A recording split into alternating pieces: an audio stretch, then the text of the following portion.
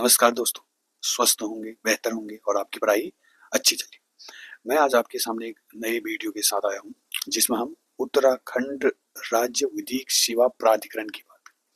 ये मैंने हिमांशु कपड़िया सर की बुक से इसके जो भी कंटेंट है उठाया है। तो एक बेहतर कंटेंट की ओर मैं हूँ और एक बेहतर कंटेंट देने की कोशिश कर रहा हूँ, जो हमारे परीक्षाओं के लिए महत्वपूर्ण है। तो आज शुरुआत करते हैं उत्तराखंड राज्य विधिक सेवा प्राधिकरण, Uttarakhand state legal service authority. तो सबसे पहले स्थापना और संवैधानिक प्रावधान। क्या है इसका संवैधानिक प्रावधान? भारतीय संविधान का अनुच्छेद 39A, ध्यान रखना इस चीज को, बहुत ही इंपॉर्टेंट है। 39A कहती है समान न्याय और निशुल्क विधिक की बात करता है। इसी आर्टिकल 39A के द्वारा ही हमारे पास उत्तराखंड राज्य विधिक सेवा प्राधिकरण को लाया गया, जिसकी स्थापना 20 मार्च, ध्यान रखना, स्थापना 20 मार्च 2002 को किया गया था। याद रखना है किसके द्वारा किया गया था, बहुत इंपोर्टेंट, विधिक सेवा प्राधिकरण अधिनियम। ध्यान से समझना है, बहुत इंपोर्टेंट। स्थापना किसके द्वारा की गई है? विधिक सेवा प्राधिकरण अधिनियम 1987, मोस्ट इंपोर्टेंट। कभी क्वेश्चन आएगा कि जो ये उत्तराखंड राज्य विधिक सेवा प्राधिकरण भारतीय संविधान के किस आर्टिकल के तहत लाया गया या बनाया गया, कहेंगे तो 39A के द्वारा। 39A क्या कहती है? समान न्याय और निशुल्क विधिक सहायता की बात करता है। जबकि इसके लिए कौन सा अधिनियम लाया गया था? विधिक सेवा प्राधिकरण अधिनियम 1987 के अधिनियम के तहत 20 मार्च 2002 को उत्तराखंड राज्य विधिक सेवा प्राधिकरण की स्थापना की गई। अब इसके लोकेशन का स्थान कहाँ है? उच्च न्यायालय नैनीताल के परिसर में इसकी स्थापना की गई है। इंपोर्टेंट है, कहाँ? उच्च न्यायालय परिसर नैनीताल के अंदर है। इसकी संगठनात्मक संरचना, ऑर्गेनाइजेशनल स्ट्रक्चर। जो मुख्य संरक्षक होते हैं, याद रखना है, उत्तराखंड विधिक सेवा प्राधिकरण का जो मुख्य संरक्षक होता है वो होता है उत्तराखंड हाईकोर्ट के मुख्य न्यायाधीश। याद रखना है, उत्तराखंड उच्च न्यायालय के मुख्य न्यायाधीश। ठीक। जो इसके कार्यकारी अध्यक्ष होते हैं, उच्च न्यायालय के वरिष्ठ न्यायाधीश कार्यकारी अध्यक्ष के रूप में काम करते हैं। मोस्ट इंपोर्टेंट है बात। मुख्य संरक्षक कहेंगे तो उत्तराखंड हाईकोर्ट के मुख्य न्यायाधीश, जो कि कार्यकारी अध्यक्ष कहेंगे तो उत्तराखंड उच्च न्यायालय के वरिष्ठतम न्यायाधीश होते। ठीक। जिला न्यायाधीश के रैंक का एक न्यायिक अधिकारी इस पद पर नियुक्त होता है, जो सचिव स्तर पर होता है। याद रखना है, जिला न्यायाधीश के रैंक का न्यायिक अधिकारी होता है, जो सदस्य के रूप में होता है, सचिव के रूप में, सॉरी। ठीक। अब मोस्ट इंपोर्टेंट पॉइंट, प्राधिकरण में मुख्य संरक्षक और कार्यकारी अध्यक्ष सहित, ध्यान रखना है, मुख्य संरक्षक और कार्यकारी अध्यक्ष सहित 21 से अधिक सदस्य नहीं होने चाहिए। 21 से अधिक सदस्य नहीं होने चाहिए। ठीक। तो मुख्य संरक्षक कौन रहे? उत्तराखंड उच्च न्यायालय के मुख्य न्यायाधीश। कार्यकारी अध्यक्ष कौन रहे?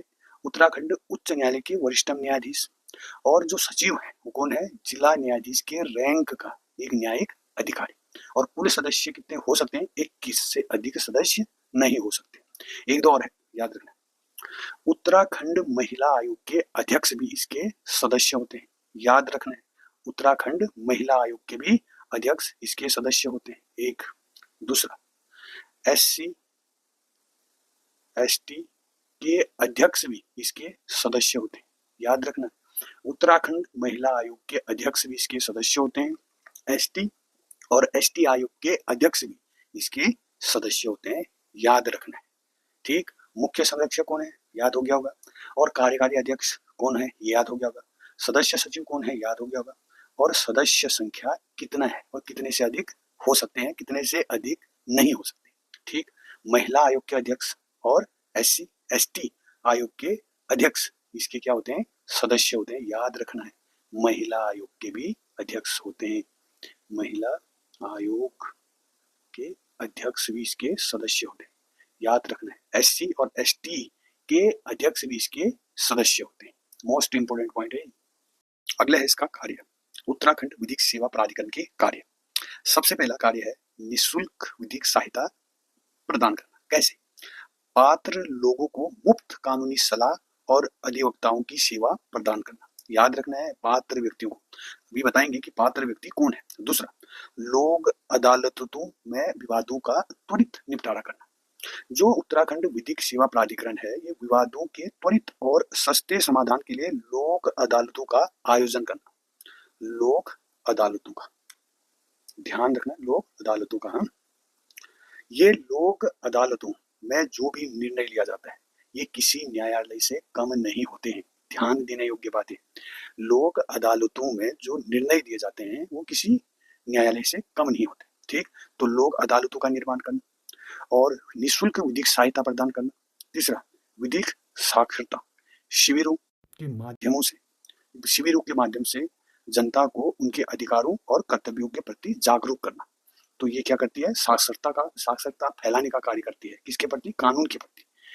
अगला है नीति क्रियान्वयन, नेल्सा मतलब NALSA, national legal service authority की नीतियों को लागू करना और जिला और तहसील समितियों का मार्गदर्शन करना। याद रखना है इस चीज को भी कि जो नालसा है उसकी नीतियों को भी लागू करने का कार्य करता है। ठीक, इस टॉपिक का जो मोस्ट इंपोर्टेंट फैक्टर है या पॉइंट है वो ये है, निःशुल्क सेवाओं के लिए पात्र कौन है। बहुत इंपोर्टेंट, बहुत हद से ज्यादा इंपोर्टेंट पॉइंट, बहुत बार पूछा गया है कि जो निःशुल्क सेवाएं जिनको प्राप्त होती हैं उनके लिए पात्रता क्या है। तो सबसे पहले SC ST अनुसूचित जाति और अनुसूचित जनजाति के सदस्यों को ये फ्री लीगल सर्विस प्राप्त होता है। याद रखना है कि निःशुल्क विधिक सेवा के लिए पात्र कौन है। सबसे पहले SC ST, जितने भी ST ST लोग होते हैं वो निःशुल्क विधिक सेवा के लिए पात्र होते हैं। एक, जितने भी महिलाएं हैं और जितने भी बच्चे हैं उनके लिए भी निःशुल्क सेवा प्रदान की जाती है। याद रखना है जितने भी बच्चे हैं और महिलाएं। अगला, बाढ़ भूकंप, ध्यान रखना है बाढ़ भूकंप और औद्योगिक आपदा या जातीय हिंसा के शिकार व्यक्तियों के लिए भी निःशुल्क विधिक सेवा प्रदान की जाती है। ठीक है। अगला, औद्योगिक क्षेत्र में कार्यरत श्रमिक भी निःशुल्क विधिक सेवा के हकदार होते हैं।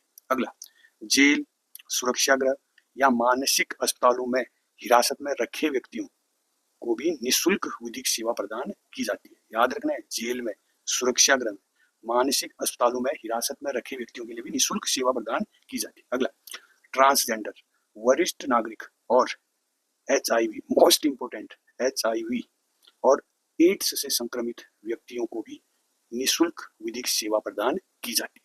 कहने का मतलब है उत्तराखंड विधिक सेवा प्राधिकरण में जो निःशुल्क सेवाएं प्रदान करते हैं उनमें कौन कौन आते हैं?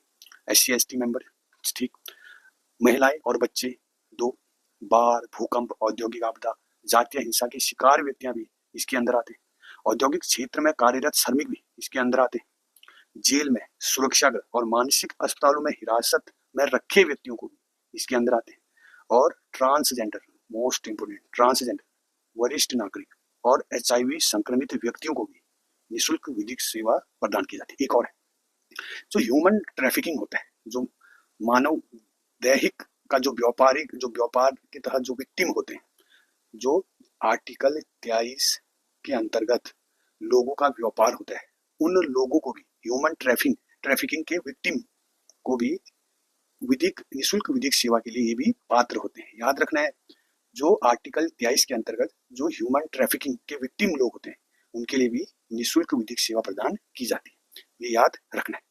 अब कुछ प्रश्नों को करते हैं। तो सबसे पहला प्रश्न है, कथन पर विचार करना है, जो नीचे दिए गए कथन है उन पर विचार करना है। पहला, राज्य विधिक सेवा प्राधिकरण एक संवैधानिक निकाय है क्योंकि इसकी स्थापना सीधे अनुच्छेद 39A के तहत हुआ है।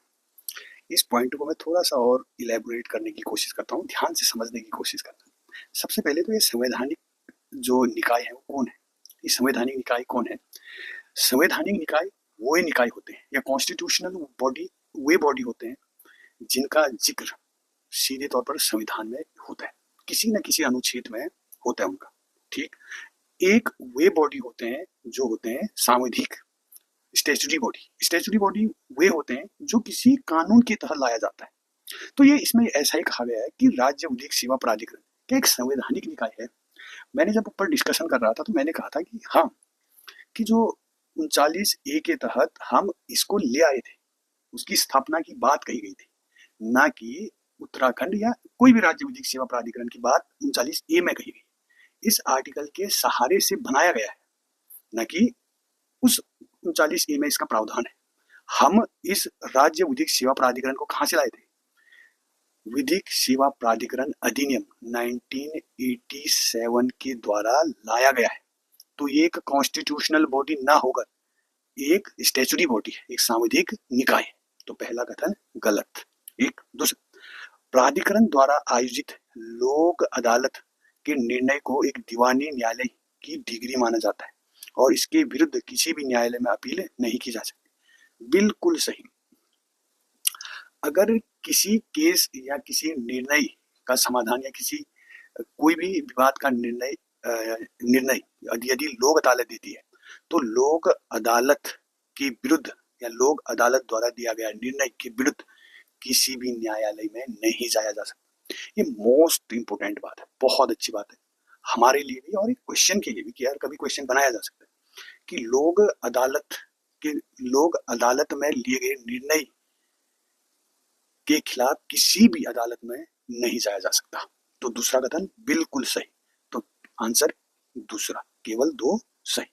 अगला है, भारतीय संविधान का कौन सा अनुच्छेद समान न्याय और निःशुल्क विधि सहायता की बात करता है? पता है, अभी तो करके आए ऊपर, अनुच्छेद 39A, एकदम सही। अगला, विधिक सेवा प्राधिकरण अधिनियम 1987 की धारा 22 के अनुसार उच्च न्यायालय तक मामलों में निःशुल्क विधिक सहायता हेतु वार्षिक आय सीमा निर्धारित है 1 लाख से कम। ये भी इंपोर्टेंट है, 1 लाख से कम आय के व्यक्तियों के लिए। अच्छा, ये भी